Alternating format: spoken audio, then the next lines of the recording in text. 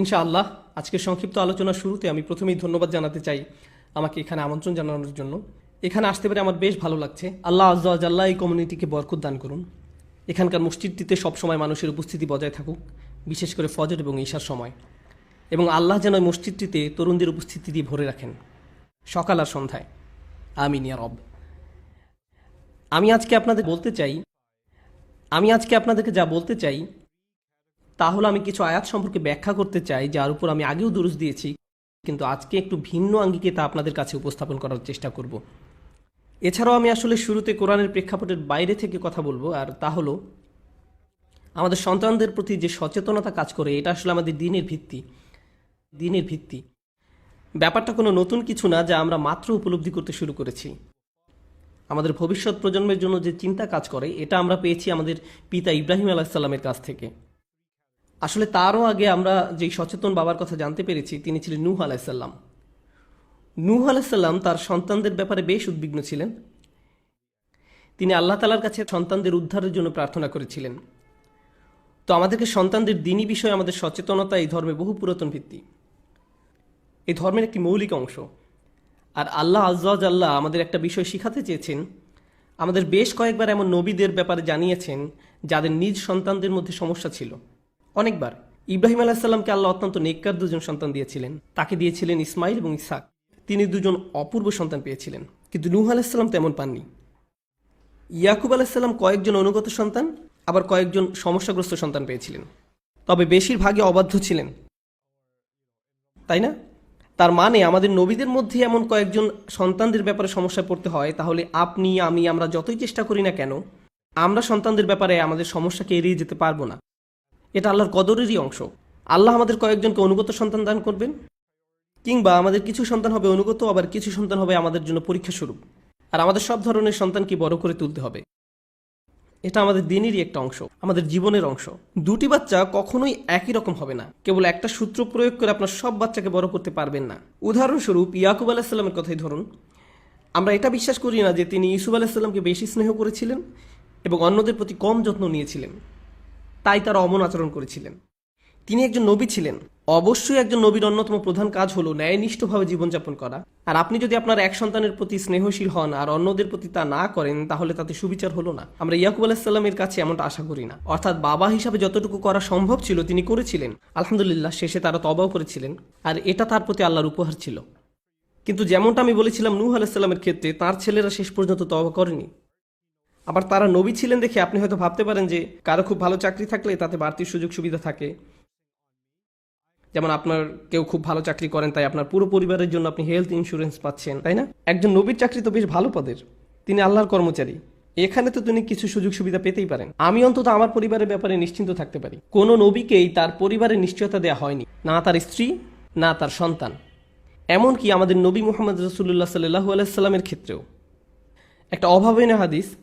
আপনারা দেখবেন যে তিনি যখন তার সন্তানদের সঙ্গে কথা বলছেন, ফাতিমাতুজ জাহরা রাদিয়াল্লাহু তাআলার সঙ্গে, তিনি বলছেন, ফাতিমা, মুহাম্মাদের কন্যা, আল্লাহর ব্যাপারে সতর্ক হও, আল্লাহর ব্যাপারে সাবধান থাকো, কারণ আল্লাহর সামনে আমি তোমাকে কোনো সাহায্য করতে পারবো না। তিনি এই কথা বলছেন নিজের মেয়েকে সাল্লাল্লাহু আলাইহি সাল্লাম। অন্য কথায় তিনি আমাদেরকে খুবই গুরুত্বপূর্ণ কিছু শিখাতে চাইছেন। কেবল আমরা মুসলিম হয়েছি বলে, আমাদের সাধ্যমতো চেষ্টা করেছি বলে আমরা এমন সন্দেহ পোষণ করতে পারি না যে আমাদের নবীজি সাল্লাল্লাহু আলাইহি সাল্লাম তার সর্বোচ্চ চেষ্টার চেয়ে কোনো অংশ কম করেছেন। তিনি ভবিষ্যতে সকল বাবাদের জন্য আদর্শ, বিশেষ করে কন্যা সন্তানদের। আমরা যারা এখানে বসে আছি এবং আমাদের মধ্যে যাদের মেয়ে আছে, আমরা তো অনুগ্রহপ্রাপ্ত। আমরা রাসূল সাল্লাল্লাহু আলাইহি সাল্লামের সুন্নাহকে বজায় রাখতে পেরেছি, কারণ তিনিও ছিলেন কন্যা সন্তানের বাবা। তার ছেলেও হয়েছিল, কিন্তু তারা খুব অল্প বয়সী মারা গিয়েছিল। আল্লাহ তাকে একাধিক মেয়ে সন্তান উপহার দিয়েছিলেন এবং তাদের লালন পালন করার দায়িত্ব উপভোগ করতে দিয়েছিলেন। এটা এমন একটা দায়িত্ব যার জন্য আমাদের সম্মানিত বোধ করা উচিত। এ কারণে আমাদের মেয়ে সন্তান হওয়ার ব্যাপারে আমাদের চিন্তার ধারণা বদলে গিয়েছে। ইসলামের পূর্বে, উদাহরণস্বরূপ ইন্ডিয়ার কথা চিন্তা করুন, যেখানে মেয়ে সন্তান হওয়ার যে কালচার, ইসলামের পূর্বে এমনকি আরব দেশেও যখন আপনার মেয়ে সন্তান হতো, আপনি আপনার চেহারা বিকৃত করতেন। এখন আমি সমাজকে কি করে মুখ দেখাবো? এই যুগে এসেও মুসলিম সমাজে আমাদের কারো কারো পরিবারেই আপনি আপনার স্ত্রীকে নিয়ে হাসপাতালে আছেন। সে প্রায় মারাই যাচ্ছিল সন্তান জন্ম দিতে গিয়ে, কিন্তু সন্তান জন্মের সঙ্গে সঙ্গে আপনার মা আপনাকে টেক্সট করলেন। ভালো খবর তো? এ কথার মানে কি? তিনি আসলে জিজ্ঞেস করছেন ছেলে হয়েছে কিনা। এরপর আপনি কোনো উত্তর না দিলে তিনি আপনাকে সান্ত্বনা দিলেন, অসুবিধা নেই, এর পরের বার হবে ইনশাআল্লাহ। যেন মেয়ে হওয়ার ব্যাপারটা খুবই দুঃখজনক। সুবহানাল্লাহ, কত নিচে নেমে গিয়েছি আমরা। আল্লাহ আসলে সেসব মানুষের ব্যাপারে কোরআনে অভিযোগ করেছেন যারা তাদের কন্যা সন্তানকে মর্যাদা দেয় না। যখন মেয়ে জন্ম নেয় তার মুখ কালো হয়ে যায়, যেন কালো মেঘ তার মুখকে ঢেকে রেখেছে, আর সে হতাশায় ডুবে ভাবছে আমার এইমাত্র একটা মেয়ে হয়েছে। তার মুখ কালো হয়ে যায়। সুবহানাল্লাহ। তো আমাদের সন্তানদের ব্যাপারে দুশ্চিন্তা করা নিয়ে কথা বলার আগে আমাদের প্রথমে ভাবা উচিত বাবা মা হিসাবে আমরা কতটা যোগ্য। এই বিষয়টা প্রথমে খেয়ালে আনতে হবে। আর এটা আসলে বেশ বড় একটি সমস্যা। তবে এটা আমার সূচনা নয়। আমি যা বলে শুরু করতে চাচ্ছিলাম, যে আমি আগে বলেছিলাম যে সন্তানদের প্রতি সচেতনতা আমাদের দিনেরই ভিত্তি, এই দিনের একটা মৌলিক অংশ। আর এটা এমন একটা বিষয় যাতে আমরা প্রজন্ম থেকে প্রজন্ম আমরা যথেষ্ট সফল, আলহামদুলিল্লাহ। এই দিনের একটা মৌলিক অংশ। সন্তান বড় করার কাজে আমরা বেশ ভালো, যুগ যুগ ধরে, আলহামদুলিল্লাহ। অবশ্যই পৃথিবী অনেক বদলে গিয়েছে নবী সাল্লাল্লাহু আলাইহি সাল্লামের যুগের পরে, কিন্তু সন্তান লালন পালনে মুসলিমদের সফলতা অন্য যে কারো চেয়ে ভালো ছিল, আলহামদুলিল্লাহ, বর্তমান সময়ের আগ পর্যন্ত। আজকের দুনিয়া এতটা আকস্মিকভাবে বদলে যাচ্ছে যে এটা শুধু সরকার কিভাবে পরিচালিত হবে তাতে প্রভাব রাখছে না, এটা আমাদের অর্থনীতিতে প্রভাব রাখছে। কিভাবে এক দেশ অন্য দেশের সাথে সম্পর্ক বজায় রাখছে, কিভাবে ইন্ডাস্ট্রি গড়ে উঠছে, শুধু তাতেই প্রভাব বিস্তার করছে না, বরং এটা আমাদের পরিবারগুলোকেও প্রভাবিত করছে। শুধু মুসলিম পরিবার নয়, সকল পরিবার। বর্তমান বিশ্ব নাটকীয়ভাবে পরিবর্তিত হয়ে যাচ্ছে। আমাদের পরিবারের এখন যেমন অবস্থা দেখতে পাচ্ছি, এর আগে কখনো এমনটা ছিল না। সন্তানদের এখন যেভাবে বড় করা হচ্ছে, ইতিহাসের আর কোনো যুগে কিংবা অন্য কোনো সংস্কৃতিতে এমন আকার ধারণ করেনি। শুধু মুসলিম সংস্কৃতির ক্ষেত্রে নয়, সবার ক্ষেত্রেই। বিশ্বায়ন আর যোগাযোগ ব্যবস্থার বৃহৎ উন্নয়নের কারণে তার উপর ভোগবাদের চরম পর্যায়ে সৃষ্টি হওয়ায়, আমি একে পুঁজিবাদ বলি না, বরং বলি ভোগবাদ। আমরা পণ্যের আসক্ত ভোক্তায় পরিণত হয়েছি। আমি একে পুঁজিবাদ বলি না, বলি ভোগবাদ। আর এই মানসিকতা আমাদের ঘরের ভিতরেও প্রবেশ করে ফেলেছে। আমি একটা ছোট উদাহরণ দিচ্ছি আমি যা বলছি সে ব্যাপারে। আপনাদের বাচ্চারা, যেহেতু আপনারা অনেকেই এখানে অভিভাবক, আপনাদের বাচ্চারা আপনাদের কাছে কী নিয়ে বেশি আবদার করে? তারা কিসের জন্য সব সময় বায়না ধরে থাকে? ক্যান্ডি। মাশাআল্লাহ, সত্যি আপনার তো বেশ সরল মনা বাচ্চা, তারা আপনার কাছে কেবল ক্যান্ডি চেয়েছে। আচ্ছা, আরও বলতে থাকুন। আইপড, প্লে স্টেশন, গাড়ি। তারা বড় হয়ে গিয়েছে, গাড়ি, খেলনা। অধিকাংশ ক্ষেত্রেই তারা এইসব আইপডের খবর কোথায় পায়? তারা কি স্বপ্নে দেখতে পায়? যেমন ইসুফ আলাইসাল্লাম দেখেছিলেন 11টা তারা আর চাঁদ, তো তারা কি স্বপ্নে দেখে ফেলেছে অ্যাপেল প্রোডাক্ট? কেন আব্বু, আমি দেখেছি যে একটা অ্যাপেল একটা ফোনের পরে। এই স্বপ্নের মানে কি? এই স্বপ্নের মানে কি? না না, তারা কোথায় দেখেছে আইফোন?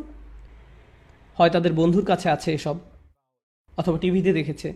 তারা যখন দেখলো তার অন্য বন্ধুর কাছে এসব আছে, তারা আপনাদের বলে আমি ওরকম স্নিকার চাই, আমি ওরকম শার্ট চাই, আমি ওরকম খেলনা চাই। এই সমস্ত খেলনার আইডিয়া তারা কোথায় পায়? এসবের ইলহাম কোথা থেকে আসে?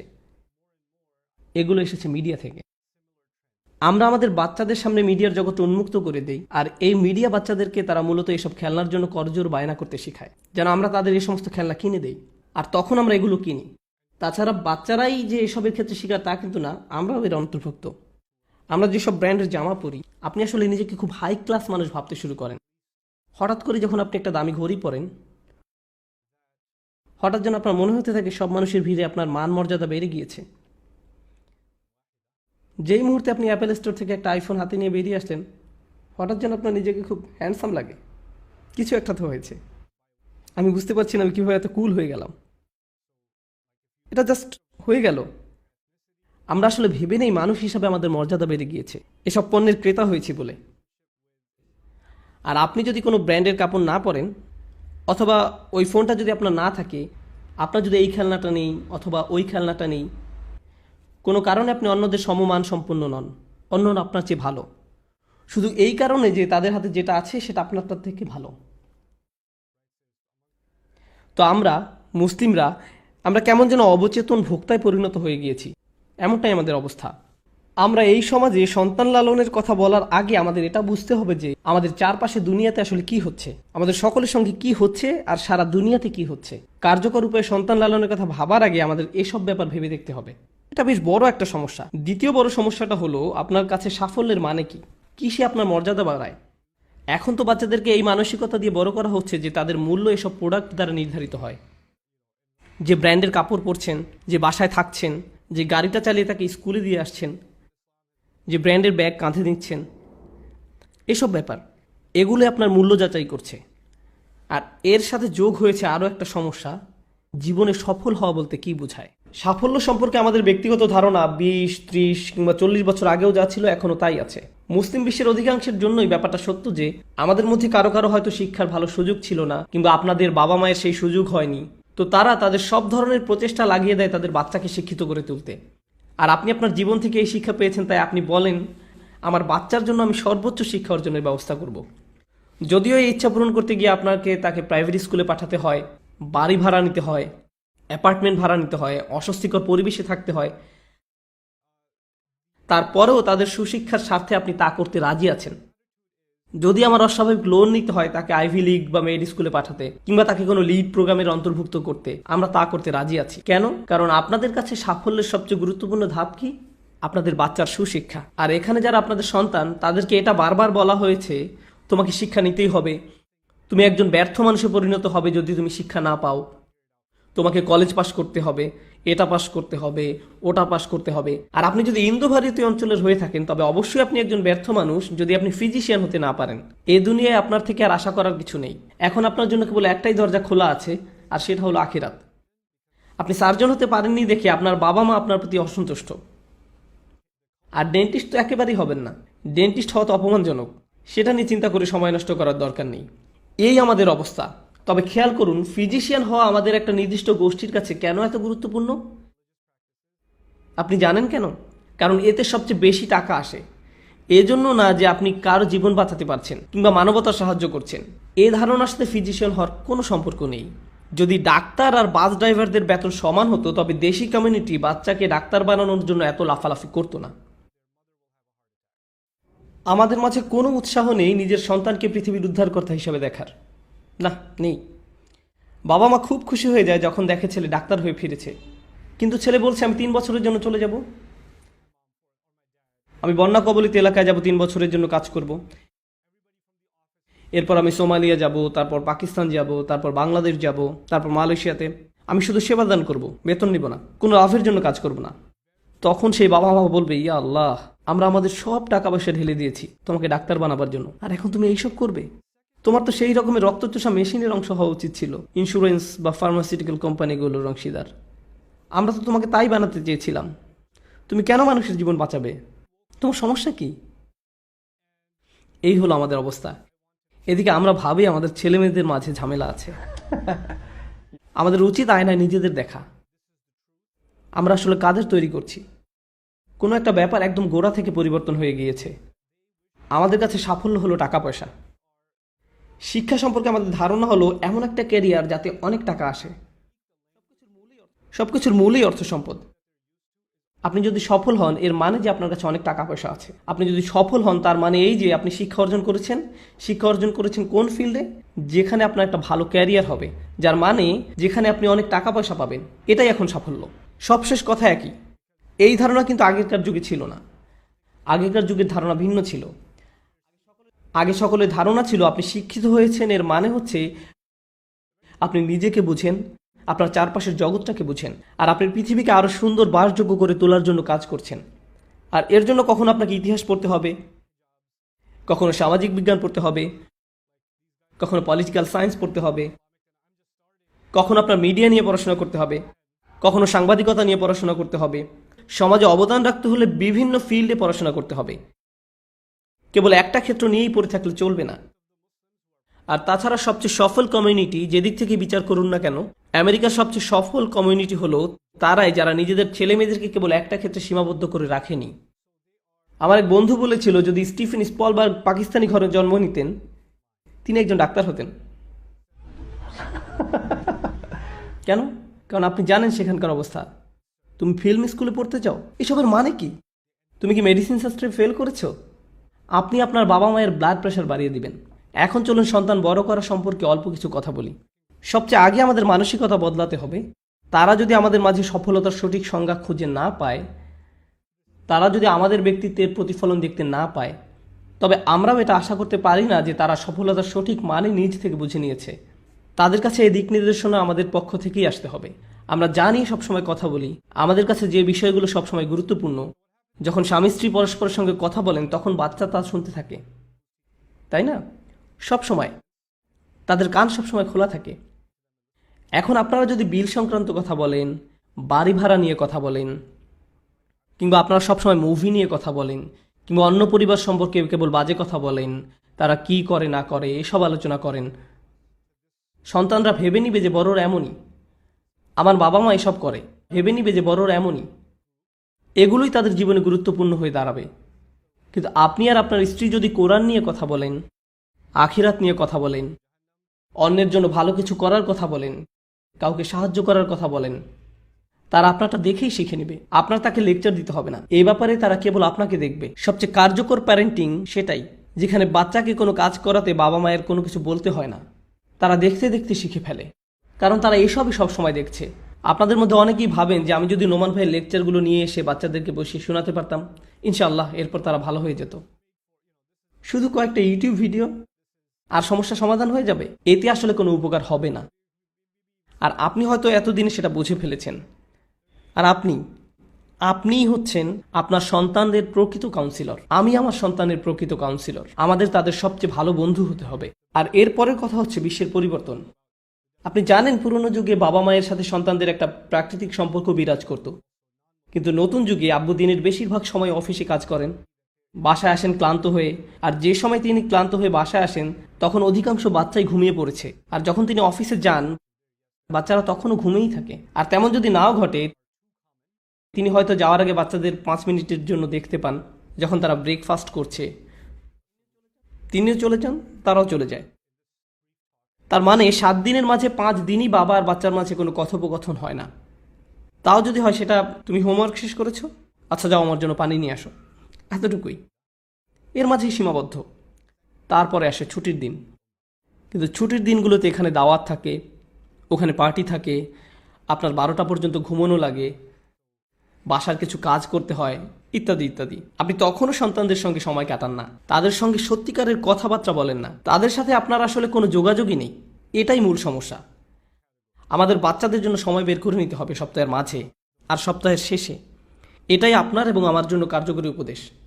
আমাদের সন্তানদের জন্য সময় খুঁজে নিতে হবে, কেবল তাদের কথা বলার জন্য, কেবল তাদের সাথে কথা বলার জন্য। শুধু শুনুন তারা কি বলছে আর কথা বলুন তাদের সাথে। আমাদের উচিত তাদের জীবনের একটা অংশ হওয়া, তাদের জীবনের একটা বড় অংশ হওয়া। আপনাদের অনেকের ক্ষেত্রেই আপনাদের সন্তানদের কাছে আপনাদের একমাত্র ভূমিকা হলো আপনি বাড়ির একটা দেয়ালের মতন। এটা সব সময় থাকে, কিন্তু এর সাথে কেউ কথা বলে না। আপনার একে দরকার আছে, আর এটা অনেক গুরুত্বপূর্ণ। এই কারণ ছাড়া আর কোনো সম্পর্ক নেই এর সাথে। আপনি জানেন এ ধরনের বাবা মায়ের সাথে কি হয়? তারা তাদের আচরণের প্রতিফলন পায় যেই মুহূর্তে সন্তানেরা টিনেজার হয়, তারা কিছুটা স্বাধীন হয়ে যায়। ধরুন তখন তারা আপনার কাছে এসে একটা গাড়ি কিনে দিতে বলল, আর আপনি বললেন না, ঠিক আছে আমি আমার বন্ধুদের সাথে চলে যাচ্ছি, আমি একটা চাকরি জোগাড় করে ফেলবো, আর কিছু টাকা জমিয়ে নিজের গাড়িও নিজেই কিনে ফেলবো। এরপর একদিন হঠাৎ করে আপনি ছেলের কাছে শুনতে পান, বাবা আমি এখন থেকে আলাদা থাকছি। আলাদা থাকছো মানে? তুমি কোথায় যাবে? সেটা কোনো ব্যাপার না, আমি এখন বড় হয়েছি।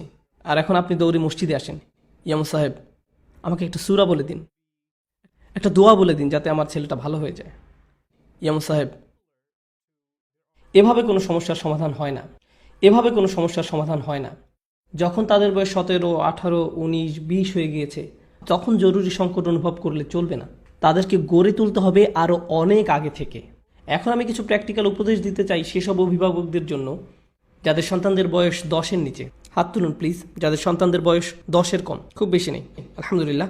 আমি এই দলে আছি, আমার সবচেয়ে বড়টার বয়স 10। তো আমাদের জন্য আমাদের সবচেয়ে বড় দায়িত্ব হলো সন্তানদের ইসলাম শিক্ষা দেয়া,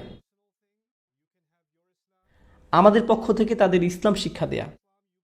যখন নবী আলাইহিস সালামরা দ্বীন শিক্ষা দিতেন, তারা সকলের জন্য তা করতেন, তারা সকলের জন্য তা করতেন। আল্লাহ সুবহানাহু ওয়া তাআলা যখন বাচ্চাদের ইসলাম আর কোরআন শিক্ষা নিয়ে কথা বলেছেন, বাচ্চাদের শেখার বা উপদেশ গ্রহণ করার কথা তিনি খুব কম সময় উল্লেখ করেছেন, কিন্তু যখন তিনি এ সম্পর্কে বলেছেন সেটা সবসময় বাচ্চাদের বাবা মায়ের কাছ থেকে। কথাটা আবার খেয়াল করুন, আল্লাহ যখনই কোরআনে বাচ্চাদের সঠিক পথ প্রাপ্ত হওয়ার কথা বলেছেন সেটা সবসময়ই বাবা মায়ের পক্ষ থেকে হয়েছে, আর অভিভাবকদের মধ্যে থেকে তা সবসময়ই বাবার তরফ থেকে। কারণ মা তো সর্বক্ষণই বাচ্চার পাশেই থাকেন। একজন মাকে কোনো অতিরিক্ত কষ্ট পোহাতে হয় না বাচ্চার পাশেই থাকার জন্য, কিংবা বাচ্চার সবসময় খেয়াল রাখতে, কিংবা তাকে উপদেশ দিতে। একজন মাকে কখনো মা হওয়ার ব্যাপারে ট্রেনিং নিতে হয় না। এটা প্রকৃতগতভাবেই হয়ে থাকে। আল্লাহ তাদের মাঝে এই অনুভূতিই দিয়ে রেখেছেন। অন্যদিকে বাবাদের অবস্থা শোচনীয়।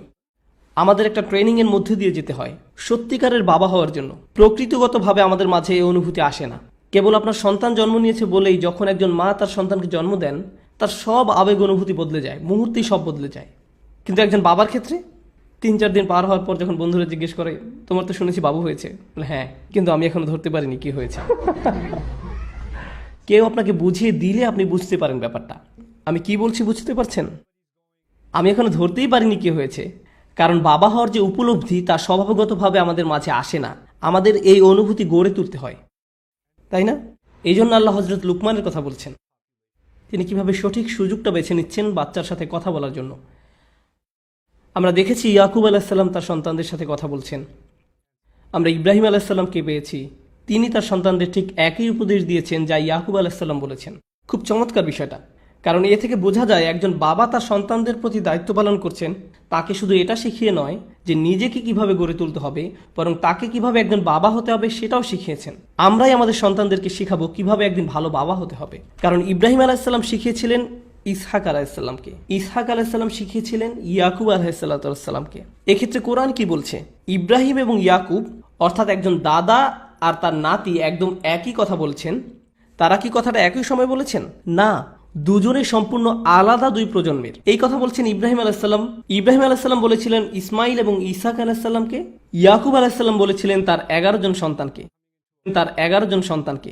কিন্তু তারা অবিকল একই কথা বলেছেন, হে আমার সন্তানগণ, নিশ্চয়ই আল্লাহ তোমাদের জন্য এই ধর্মকে মনোনীত করেছেন, কাজেই তোমরা মুসলমান না হয়ে কখনো মৃত্যুবরণ করো না। কি অদ্ভুত সুন্দর!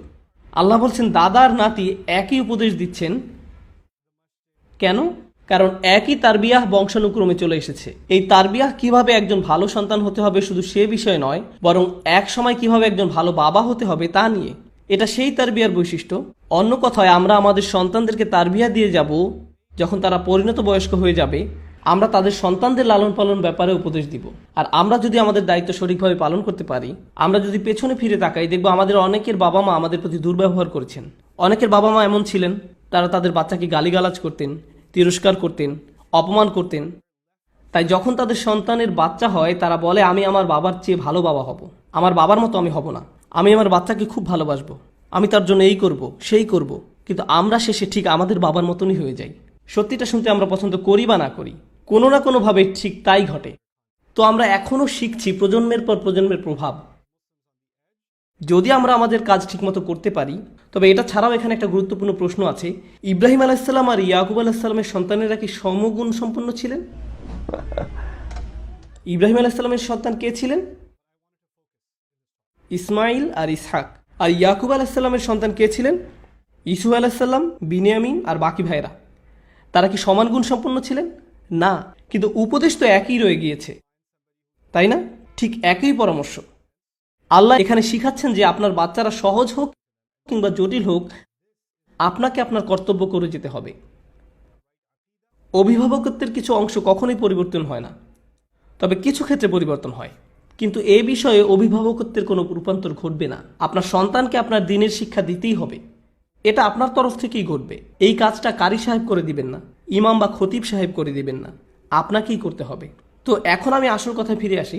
আমি আপনাদের সাথে কিছু বাস্তবসম্মত তাৎক্ষণিক উপায় শেয়ার করতে চাই, যা আমি সহ আমাদের সকলের কাজে লাগতে পারে।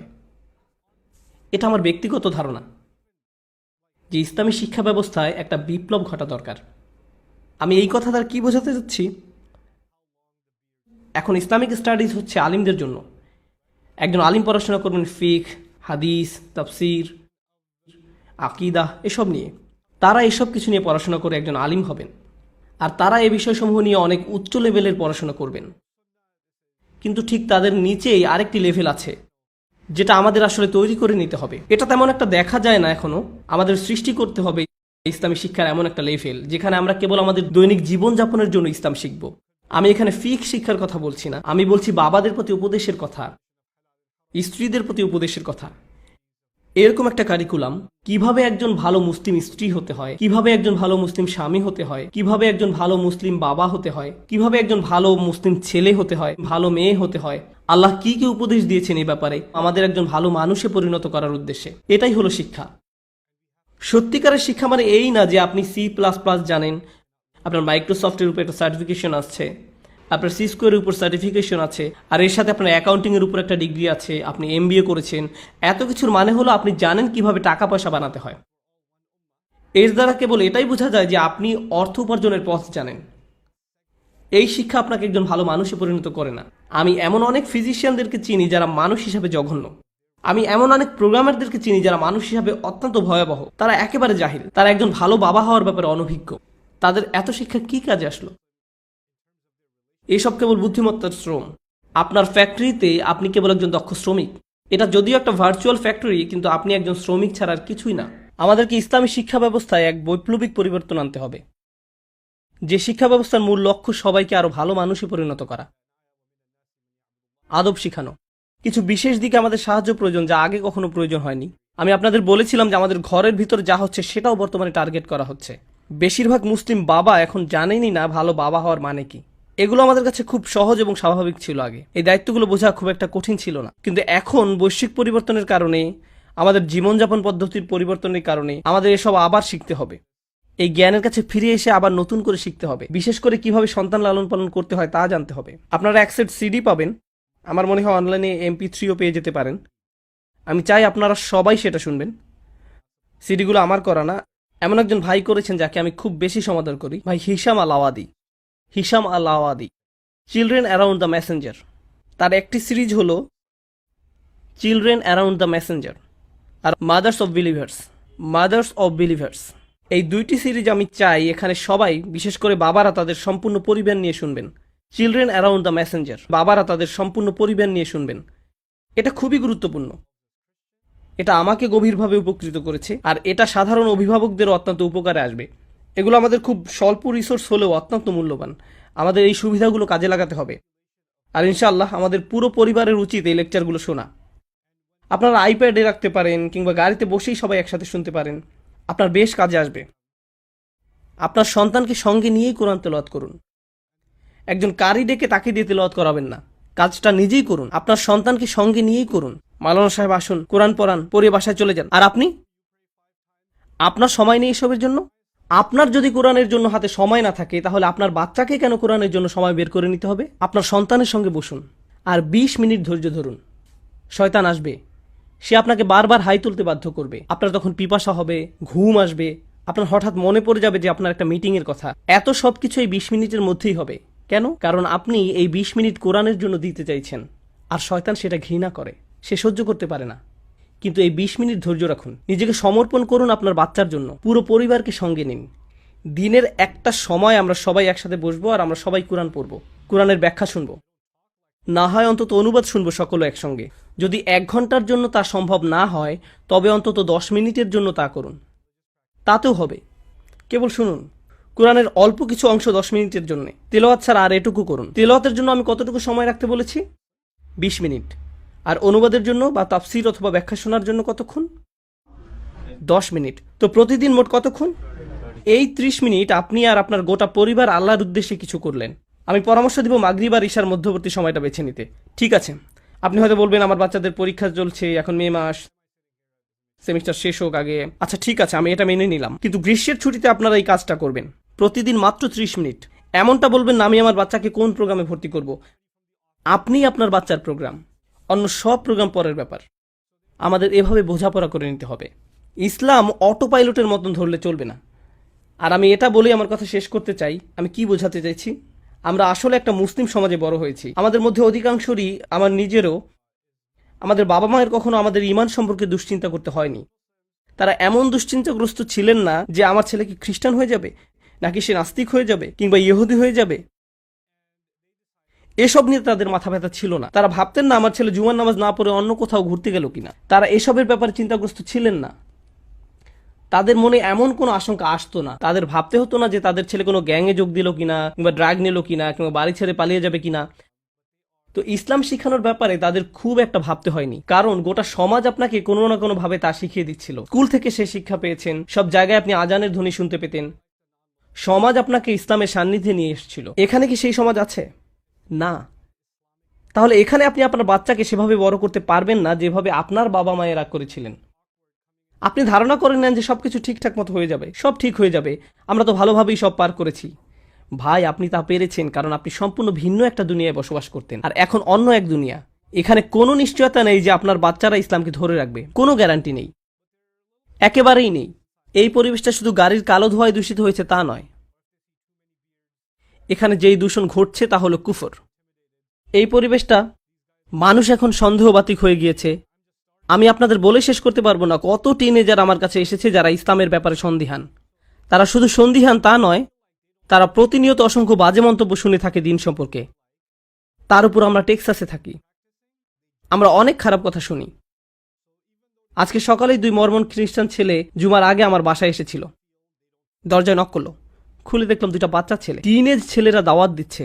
আমি তখন ভাবছিলাম, ইস, আমাদের মাঝেও যদি এমন ছেলেরা থাকতো। আপনি কোনো টিনেজ ছেলেকে দেখেছেন যে সকালে উঠে তৈরি হয়ে নেয়, সুন্দর জামা কাপড় পরে, ইউনিফর্মের মতো বাইক নিয়ে বেরিয়ে পড়ে? এখন বাইরে 92 ডিগ্রি, এর মধ্যে তারা ঘরে ঘরে যেয়ে বলে আমরা আপনাকে সৃষ্টিকর্তার বাণী সম্পর্কে বলতে চাই। আপনি জানেন এটা করার জন্য কতটা সাহস দরকার? আমি তাদের ধর্মবিশ্বাস ভেঙে দেওয়ার আগে প্রথমে যেটা করতাম তা হলো বলতাম তোমরা যা করছো সেটা সত্যি প্রশংসার দাবি রাখ। বিস্ময়কর, তাদের কাছে এখনো সত্য আসেনি, তারপরে তারা এতটাই নিজেদের উৎসর্গ করেছে যে তারা তাদের বাচ্চাদের মাঝে এই ধর্মবিশ্বাস গেঁথে দিয়েছে। কারণ মরমন কমিউনিটি এই সিদ্ধান্ত নিয়েছিল যে তাদের সন্তানেরা তাদের অগ্রাধিকার পাবে। আমরা সবকিছু ভুলে যাব, আমাদের ধর্ম প্রচার করব না, অন্যদের তা শিখাতে যাব না, আমরা কেবল চিন্তা করব আমাদের সন্তান নিয়ে। আমরা সর্বোচ্চ চেষ্টা করব যাতে তারা এই ধর্ম উপলব্ধি করতে পারে। এ ধারণার জন্যই তাদের টিনের ছেলেরা আজ তাদের ধর্মকে ধরে রেখেছে। আর আমি বসে বসে তাদের সাথে কথা বলছিলাম। তারা বিশ্বাস করে তাদের বই হচ্ছে সৃষ্টিকর্তার বাণী, আর এটা অলৌকিক। আমি ভাবছিলাম, ওয়াও, এটা কোনো অলৌকিক বাণী নয়, কিন্তু আমি তোমাদের আত্মনিবেদনের প্রশংসা করি, আমি সত্যি এর তারিফ করি। আমি বলছি না চলুন সবাই আমরা মরমন হয়ে যাই কিংবা ওদের মতো হয়ে যাই। আমি শুধু বলছি, ভাই, আপনি যদি কোথাও ভালো কিছু দেখেন আপনার সেটা তারিফ করা উচিত। আর তাদের এমন কিছু ভালো গুণ রয়েছে যেগুলোর প্রশংসা করা উচিত। আমাদের অন্যান্য কমিউনিটি থেকে শেখার আছে। আর আমি বলছি, খুব দ্রুতই পৃথিবীর দৃষ্টিকোণ বদলে যাচ্ছে। যারা সৃষ্টিকর্তায় বিশ্বাস করে তারা থাকবে একদিকে, আর যারা সৃষ্টিকর্তায় বিশ্বাস করে না তারা থাকবে অন্যদিকে। এখন আমাদের নিজেদের মধ্যেই মতনৈক্য রয়েছে, বিভিন্ন মাঝহাবের মধ্যে, মুসলিম আর খ্রিস্টানদের মধ্যে, হিন্দুদের মধ্যে, ইত্যাদি ইত্যাদি ইত্যাদি। কিন্তু খুব শীঘ্রই গোটা পৃথিবী 2 লাইনে বিভক্ত হয়ে যাবে। আমি কোনো সৃষ্টিকর্তায় বা কোনো ধর্মে বিশ্বাস করি না, এবং আমি একজন সৃষ্টিকর্তায় বিশ্বাস করি। এই পরিবর্তনই আগামীতে হতে যাচ্ছে। যুক্তরাষ্ট্রের প্রত্যেকটা কোণে কোণে এই পোলারাইজেশন ঘটছে, আর এটা দাবানলের মতো ছড়িয়ে পড়ছে। খবরদার, এক মুহূর্তের জন্য ভাববেন না এই পরিবর্তন মুসলিম সমাজকে প্রভাবিত করবে না। করবে, অবশ্যই করবে। অভিভাবক হিসাবে আমাদের কোরআন শিখতে হবে, আমাদের সন্তানদের জন্য নয়, নিজেদের জন্য। আমাদের কোরআন পড়তে হবে, আর এতটাই ভালোবাসতে হবে কোরআনকে যে আপনার বাচ্চারা বড় হতে হতে জানবে, আমার বাবা, কেউ যদি তাদের জিজ্ঞেস করে তোমার বাবা কি করতে ভালোবাসতেন, তারা বলবে আমার বাবা কোরআন পড়তে ভালোবাসতেন। তিনি সবসময় কোরআনের কথা বলতেন। আমি কোরআন সম্পর্কে যেসব জেনেছি তার অধিকাংশই আমার বাবার কাছ থেকে জেনেছি। তিনি সবসময় কোরআনের ব্যাখ্যা শুনতেন, সবসময় আমাকে আরো বেশি তিলাওয়াত করতে বলতেন। তিনি এটা সবসময় মুখস্থ করতেন, তিনি এর তেলাওয়াত শুনতে ভালোবাসতেন। আমাদের নিজেদেরকে কোরআনের জাতি হিসাবে গড়ে তুলতে হবে। কেন? কারণ নবী সাল্লাল্লাহু আলাইহি সাল্লামকে সন্দেহগ্রস্ত মানুষেরা ঘিরে রেখেছিলেন, ঠিক যেমনটা আমাদেরকেও সন্দেহগ্রস্ত মানুষেরা ঘিরে রেখেছে। এবং সেই সময় একমাত্র জিনিস যেটা আপনাদের বিশ্বাস অটুট রাখবে সেটা কি? কোরআন, আল্লাহর বাণী। এটা তাদের দৃঢ় পদ রেখেছিল। আমাদের আবার সেই জাতিতে পরিণত হতে হবে। আমরা এবং আমাদের সন্তানেরা, আমরাই হব কোরআনের নতুন প্রজন্ম। আমাদের জীবনের কেন্দ্রবিন্দুতে কোরআন থাকতে হবে। দিনে 30 মিনিট করে পড়া শুরু করুন, কেবল 30 মিনিট। কিন্তু এখানে যারা অভিভাবক, আমি জানতে চাই না আপনার বয়স 45, 55, 65 নাকি 75, যাই হোক না কেন, কোরআন মুখস্থ করুন। মুখস্থ করা শুরু করে দিন। আল্লাহ কোরআনের উপর কোনো বয়স সীমা রাখেননি। আল্লাহ সেটা করেননি, আপনি করেছেন। আপনি আল্লাহকে দেখান যে আপনি তার বইকে ভালোবাসেন, আর তখনই আল্লাহ আপনার জীবনে বরকত ঢেলে দিবেন, যা আপনি কখনো আশা করেননি। আপনার এখন অন্য কাউকে জিজ্ঞেস করতে হয় কিভাবে সন্তান লালন পালন করবেন, কিন্তু আল্লাহ নিজেই আপনাকে সেই উপদেশ দিবেন তার বইতে। তিনি আমাদেরকে আমাদের সব প্রশ্নের উত্তর দিয়ে দিচ্ছেন তার বইতে। আমাদের অবশ্যই এই বইয়ের সঙ্গে একটা সম্পর্ক থাকা উচিত। আমি আপনাদের বলছি, আমাদের মুসলিম সমাজে অধিকাংশ সমস্যা এই জন্যই সৃষ্টি হয়েছে যে আমরা কোরআন থেকে বিচ্ছিন্ন হয়ে পড়েছি। আমাদের এই বইয়ের জন্য কোনো অনুভূতি নেই, কোনো ভালোবাসা নেই, কোনো সম্পর্ক নেই। আমরা উপদেশ নেওয়ার জন্য এর কাছে যাই না। আমরা প্রতিদিনের তেলাওয়াত করি না, মুখস্থ করি না। আমরা এই বই আরো বেশি বেশি বোঝার চেষ্টাও করি না, অনুরাগ দেখাতে পারি না। আল্লাহ তার বাণী পাঠিয়ে এই উম্মতকে কতটা সম্মানিত করেছেন, অথচ আমরা এই বাণীর প্রতি যথেষ্ট ভালোবাসা দেখাতে পারিনি। আমরা যদি তা পারি, আমি বলছি আপনাদের সকল সমস্যা দূর হয়ে যাবে। আল্লাহ সুবহানাহু ওয়া তাআলা বলছেন, যখন আহলে বাইতদের কথা বলেছেন, তিনি বলেন তারা যদি কেবল তাওরাত আর ইনজিলকে দৃঢ়ভাবে প্রতিষ্ঠিত করত, তাহলে তারা উপর এবং নিচ থেকে আহার করত। তাদের দুনিয়া তাদের জন্য জান্নাত হয়ে যেত, কেবল যদি তারা তাওরাত আর ইনজিল প্রতিষ্ঠিত করত। তাহলে আল্লাহ এখানে আমাদের কি বলেছেন? আমরা প্রতিষ্ঠিত করব কোন বইটি? কোরআন। তা করলে আমরা উপর এবং নিচ থেকে আহার করব। আল্লাহ এই দুনিয়াকে জান্নাতে পরিণত করে দিবেন। শুধু তার কিতাবের দিকে ফিরে আসুন। এটাই অভিভাবকদের প্রতি আসল উপদেশ। আমরা আমাদের সন্তানদের কাছে যে স্মৃতি রেখে যেতে চাই, আমার বাবা ভিডিও গেমস ভালোবাসতেন, মুভি দেখতে ভালোবাসতেন, কিন্তু সব কিছুর চেয়ে তিনি বেশি কোরআন ভালোবাসতেন। তিনি বাস্কেটবল খেলতেও খুব পছন্দ করতেন, কিন্তু তার চাইতেও কোরআন বেশি ভালোবাসতেন। কোরআন ছিল তার সত্যিকারের ভালোবাসা। আর তিনি এটা নিশ্চিত করেছেন আমরাও কোরআনকে সেভাবে ভালোবাসি। তিনি কোরআন থেকে গল্প বলে শোনাতেন, আমাদের এখান থেকে উপদেশ দিতেন। আপনারা আপনার বাচ্চাদেরকে কোরআন থেকে আকর্ষণীয় গল্প বলে শোনান। আর আপনি পারবেন না তাদেরকে সেসব গল্প বলতে যদি আপনি নিজেই না এর প্রতি কোনো আকর্ষণ অনুভব করেন। আপনি যদি সেসব গল্পে নিজেই মুগ্ধ না হন, তবে আপনি আপনার বাচ্চাদের চমৎকৃত করতে পারবেন না। কিন্তু ভাই, তাদের শৈশবকাল আপনি, অন্য কেউ নয়, আপনাকেই কোরআন থেকে তাদের গল্প বলে শোনাতে হবে। আপনাকে এই কাজটা করতে হবে। আমি সেদিন আমার এক মেয়েকে ইসু আলাইহিস সালামের গল্প শোনাচ্ছিলাম, আর আমি গল্পটা শেষ করিনি। সেই 4 দিন ধরে বারবার জিজ্ঞেস করছে, আব্বু এরপর কি হলো? আচ্ছা, এরপর তাকে জেলে পাঠানো হলো। তারপর কি হয়েছে এখন বলবো না, পরে বলবো। আজকে হোটেলে যাওয়ার পথে তাকে বলবো ইনশাআল্লাহ জেলে পাঠানোর পর কি হলো। কিন্তু আমাদের এই গল্পগুলো সৃজনশীলভাবে মজা করে বাচ্চাদের শোনাতে হবে। আর গল্পগুলো অসম্ভব সুন্দর, অসাধারণ বৈশিষ্ট্যপূর্ণ। বিশেষ করে আপনি যখন কোরআনের দৃষ্টিকোণ থেকে তা পড়েন, খুব সুন্দরভাবে গল্পগুলো বর্ণনা করা হয়েছে। আল্লাহ সুবহানাহু ওয়া তাআলা আমাদের কোরআনের জাতি হওয়ার তৌফিক দান করুন। আমাদের সামর্থ্য দিক যেন আমরা তা আমাদের সন্তানদের মাঝে গেঁথে দিতে পারি। আমাদের সন্তানদের সঙ্গে সৎ, সরাসরি এবং খোলামেলাভাবে আলোচনা করুন। তাদের জিজ্ঞাসা করুন তারা স্কুলে কি শুনছে, তারা কি কি সমস্যা হয়। তারপর নিজেই আল্লাহর বইয়ে তার সমাধান খুঁজুন। তুমি জানো তোমার বন্ধু যে তোমাকে কথাটা বলল, তুমি যে বাজে জিনিসটা দেখলে, আল্লাহ এই সম্পর্কে কি বলছেন? চলো তোমাকে দেখাই। আক্ষরিকভাবে বাচ্চাদের দেখিয়ে দিন কিভাবে আল্লাহর কাছে সমাধান খুঁজতে হয়। আমাদের এই কাজটাই করতে হবে। আমাদের এমন প্রজন্ম গড়ে তুলতে হবে। আল্লাহ সুবহানাহু ওয়া তাআলা আমাদের সকলকে এই কাজটা করতে সাহায্য করুন। প্রত্যেক মুসলিমের জীবনে বরকত ঢেলে দিন। আল্লাহ যেন আরো বরকতের উপর বরকত ঢেলে দিন। আমাদের কোরআনের প্রতি ভালোবাসা, অনুরাগ, সময় আর আত্মনিবেদনের জন্য আমাদেরকে বরকত দান করেন।